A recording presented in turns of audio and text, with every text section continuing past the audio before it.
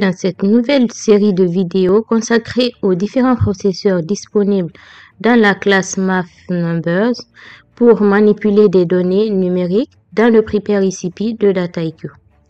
Donc, que ce soit pour arrondir des nombres, pour générer des combinaisons ou encore convertir des devises, les différents processeurs que nous allons voir sont vraiment essentiels pour le traitement de vos données.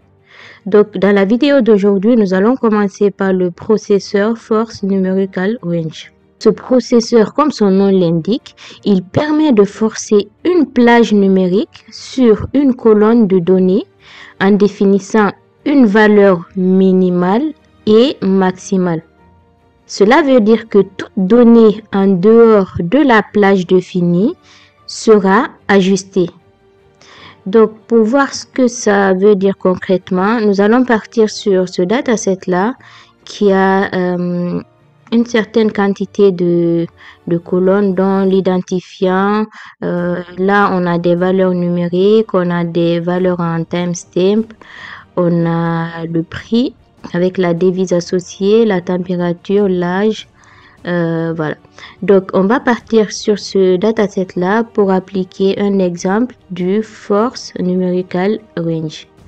Donc, je vais aller chercher mon Prepare ICP. Ici, je vous propose de regarder ensemble comment restreindre les valeurs de la colonne value numérique.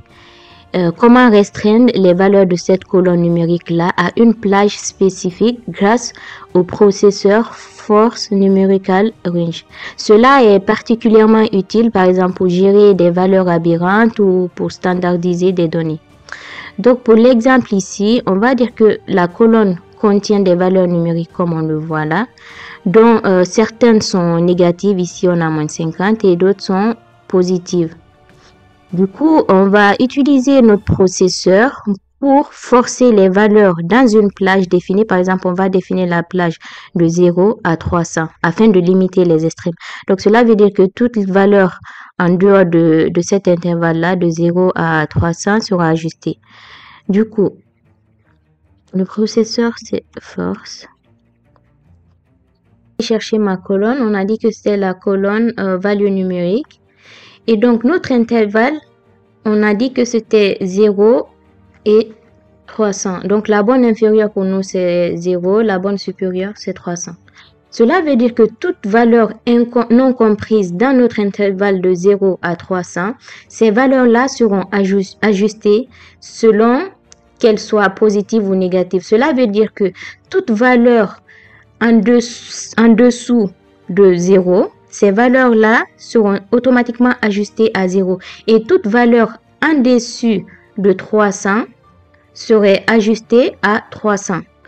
Par contre, les valeurs comprises entre 0 et 300 vont rester inchangées. Je vais désactiver ça pour mieux expliquer. Donc, pour cette première ligne, par exemple, on a la valeur de moins 50. Donc, cela veut dire que lorsqu'on applique notre processeur, cette valeur-là est censée passer à 0 parce qu'elle est inférieure à notre borne inférieure. Pareil pour celle-ci, par exemple, on est à 400. Cela veut dire que l'application du processeur fait ajuster cette valeur à 300. Maintenant, prêtez attention, la première ligne et la sixième ligne. Je vais réactiver. Et donc, on voit effectivement que moins 50 a été ajusté à 0, 400 a été ajusté à 300, ainsi de suite. Donc, c'est de cette façon qu'on peut ajuster nos valeurs. Donc, on va lancer tout ça, puis aller voir les résultats. Si vous avez bien compris, cela ne veut pas dire que les valeurs en dehors de notre intervalle seront supprimées du dataset. Non, on cherche à faire ici de l'ajustement. Donc, on voit bien que le nombre de lignes reste inchangé. On retrouve nos 44 données. Et voilà, on arrive à la fin de cette vidéo qui nous a permis de comprendre comment forcer une plage numérique sur une colonne de données afin de soit préparer nos données ou les mettre au format pour la suite de nos analyses. Restez jusqu'à la fin de cet épisode. Si la vidéo vous a plu, si le contenu vous a plu, n'hésitez pas à nous le faire savoir en commentaire. N'hésitez pas également à vous abonner à notre page Data Academy, à liker nos vidéos, mais surtout à vous abonner pour rester à l'affût de nos prochaines vidéos. Merci, à la prochaine.